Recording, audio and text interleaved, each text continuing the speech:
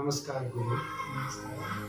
हजुरको भिडियो हेरिरहन्थेँ मैले युट्युबहरूमा र हजुरसँग चाहिँ एउटा कुरो गर्न मन लाग्यो अथवा प्रश्नहरू सोध्न मन लागेर हजुरलाई मैले यहाँ हिजो फोन गरेर बोलाएको थिएँ र हजुरले आज समय दिनुभएकोमा धेरै धेरै हजुरलाई धन्यवाद।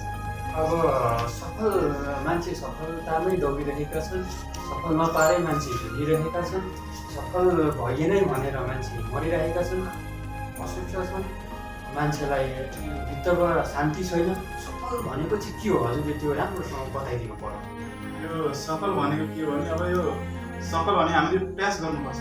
अब सफल पाइएन भन्दैमा हामीले झन्डेर मर्ने यो क्रियाकलापहरू यो गरेर सफल हुने।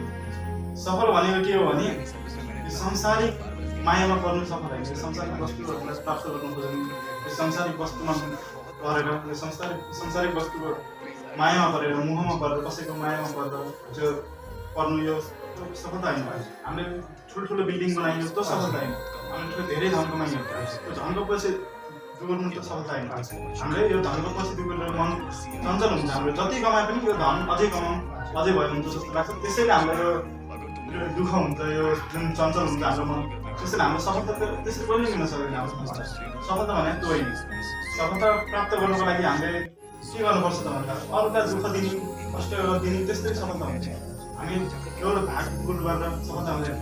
यो कसैको मायामा परेछ, कसैले धोका दियो भने छ, त्यो आत्महत्या गरेछ, त्यो आत्महत्या गर्दैमा सफलता मिल्दैन। यस वाक्यमा हजुरले सफलता भनेको के हो त्यो सफलता भनेको हामीले यो मोक्ष जुन मोक्ष छ यो जुन मनुष्य चोला छ हाम्रो यसलाई पार गरेर हामीले जुन मुक्ति प्राप्त गर्नु नै हाम्रो सफलता हो।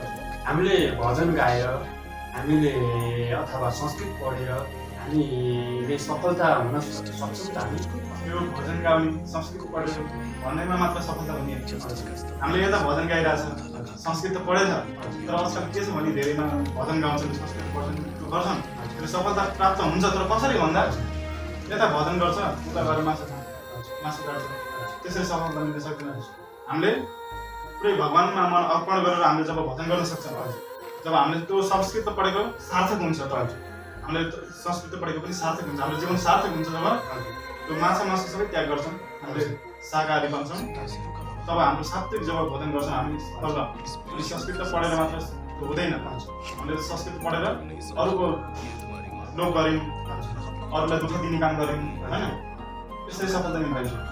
अहिले त कस्तो भयो भने मान्छेको सफलता भनेको के बुझ्यो भने अरूले घर बनाए मान्छे त्यही दौडमा हिँड्छ, अथवा म त्योभन्दा राम्रो घर बनाऊँ अथवा त्योभन्दा राम्रो हुँ भनेर मान्छे अर्को पछि लाग्दाखेरि आज मान्छे असफलता अथवा मान्छे आत्महत्या गर्नसम्म बाध्य भएका छन्। तपाईँले यो कसरी बुझ्नु भएको छ अथवा बुझाउनुहुन्छ दर्शकलाई? यो कस्तो हो भने अब यो जस्तो तपाईँले अब ठुलो घर बनाउनु, अब मैले पनि त्योभन्दा ठुलो घर बनाउनु भने त्यो सफलता होइन। त्यो घर बनाएर हामीले के गर्नु, हाम्रो बस्नुलाई एउटा के भयो। हजुर, अहिले चाहिँ मान्छे हो यही गरेर चाहिँ मान्छे दुःखी हुने कारणै म चाहिँ यो देख्छु कि किनकि आफूले जे छ त्यसमा मान्छे आनन्द लियो भने सबभन्दा उसले सफलतै त्यही होला। आनन्द जे लिन्छ त्यही सफलता हुन्छ। तर भोलि त्योभन्दा अगाडि अथवा त्योभन्दा अगाडि गर्छु भनेर भोलि उसले बिचैमा त्यो घर ऋण लिएर बनायो भने उसलाई त तनाव हुन्छ नि त, डिप्रेसनमा जान्छ नि। यो हो सफलता त्यो होइन, तर सफलता राम्रोसँग सफलता हुनको लागि चाहिँ के गर्नुपर्छ यो कुरो छोडेर चाहिँ त्यो राम्रोसँग सफलता हुनको लागि हामीले के गर्नुपर्छ भन्दा त्यो अर्काको डार गर्ने, हाम्रो मनमा शान्ति हुनुपर्छ। हाम्रो मन चञ्चल हुनु हुँदैन। हाम्रो मनमा केवल भगवान्को वास, हामीले सत्यको मार्गमा चल्नुपर्छ। हामीले अर्काको लोभ गर्ने होइन, आफूले जे सक्छ जे छ त्यसमा खुसी हुन सिक्नुपर्छ। अनि हामी सत्सङ्ग गर्ने भगवान्लाई अर्पण गर्ने आफ्नो मन। हे प्रभु, हजुरले जे गर्नुहुन्छ मलाई यो मोक्ष यो मनुष्य चोराबाट यो जन्म मर्ने यो चक्रबाट मलाई उद्धार गर्नुहोस्, मुक्ति दिनुहोस्। त्यही नै सफलता हो। हामी मुक्ति हुन सक्यो, सत्सङ्ग गर्न सक्यो भने त्यही नै सफलता हो। अब हामी लास्टतिर छौँ। दर्शकहरूलाई केही सल्लाह सुझाव केही गर्नुहोस् भने हजुरले भन्न सक्नुहुन्छ। यो सफलता बन्नको लागि अर्काको रिस डार गर्नु, कसैको रिस डार नगरौँ, कसैको काटमा कसै कुनै जनावरहरू काटमार नगरौँ। जस्तै हामीलाई थोरै चोट लाग्यो भने पनि हाम्रो कति दुख्छ होइन, त्यस्तै त्यो जनावरहरू पनि फ्यामिली हुन्छ, परिवार हुन्छ, तिनीहरूको पनि त्यस्तै हुन्छ होइन। त्यसैले तिनीहरूलाई पनि दुःख हुन्छ। हामीलाई जसरी कुखुराहरू मासु बेचिरहेको छ नि, त्यस्तै हाम्रो पछि बाँकी गरेर त्यस्तै हुन्छ। नर्कामा हाम्रो भागदौड हुन्छ। एउटा कुरो सोध्न मन लाग्यो, मान्छेले काटमार गरेरै अहिले सुख आनन्द गर्छन् एकछिनको लागि। यो चाहिँ एकछिनको लागि मात्रै आनन्द होइन त, पछि त यसले त केही होला नि त, संस्कृतमा केही के अरे नराम्रो हुन्छ। यो अरूलाई काटमार, अरूलाई हाम्रो छोराछोरीलाई अथवा हाम्रा दाजुभाइलाई कसैले पुग्नु भने त हाम्रो चित्त दुख्छ भने यो त कसैको अर्को छोराछोरी हो नि त, उसलाई हामीले काटेर खाँदाखेरि त हामीलाई त के पाप लाग्छ होला नि। यसको बारेमा कस्तो छ? यो त पाप लाग्छ।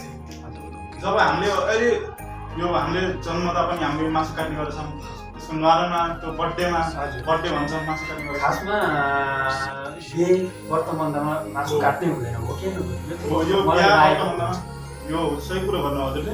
यो बिहामा हामी एकतिर पूजा गरिरहेको छौँ, अर्कोतिर गएर हामीले मासु काट्छौँ। यो व्रतबन्धमा एकतिर पूजा गरिरहेको छौँ, हामीले अर्कोतिर गएर मासु काट्छौँ भने हामीले यस्तो गरेको के फाइदा?